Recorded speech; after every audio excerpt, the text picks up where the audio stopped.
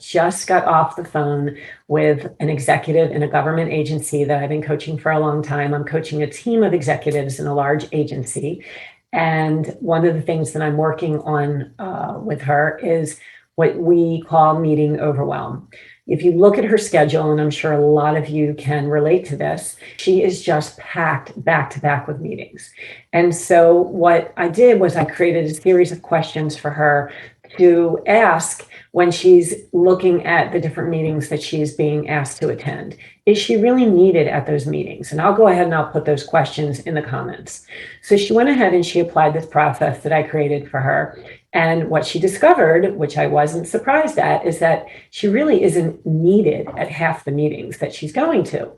And as a leader, as someone who's trying to elevate herself in the organization and get out of the weeds and go back to the 50,000 foot level of leadership, it's very important to her to be very intentional and cognizant of how she's using her time. So we went ahead and applied this process. And in the last 2 weeks, basically, she shaved off 50% of her meetings from her calendar. Now, the other issue that this triggered was a little bit of guilt, and that's a mindset issue, because she didn't want her team members to think that she was disengaging in her position and in support of them in their roles. And so the story that she was telling herself was that her direct reports would think that she was disengaged and not committed. And I reminded her that that was just a story. That was a narrative that she was saying. And what we worked on was her mindset, on how to shift her mindset, and also to move from the place of enabling to empowering. So when she realized that she didn't have to attend all of these meetings, that opened up the opportunity for her to empower her direct reports to attend the meetings in her place and then come back to her and actually brief her on the meetings.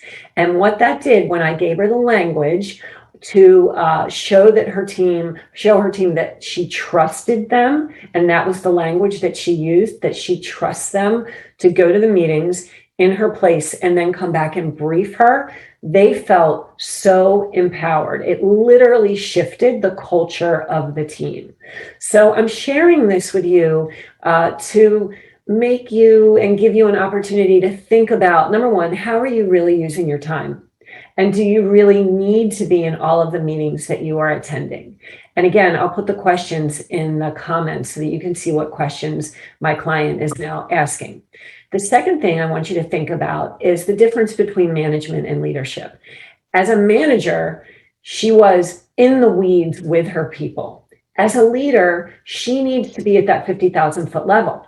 And what's so great about this situation is that now that she has freed up this mental space, this physical space on her calendar, we just identified 3 strategic initiatives that she's now going to be working on because she has this extra space. She's going to be building strategic relationships with key stakeholders and other leaders in the agency, which she wouldn't have had time to do.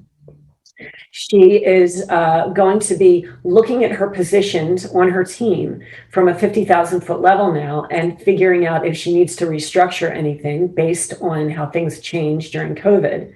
And she is going to reevaluate the learning strategy now that people are starting to come back in the office, and that's something that we're actually going to be helping her with. But she's now able to impart 3 strategic initiatives because she took an intentional approach to how she was managing her meeting overwhelm and by empowering her team.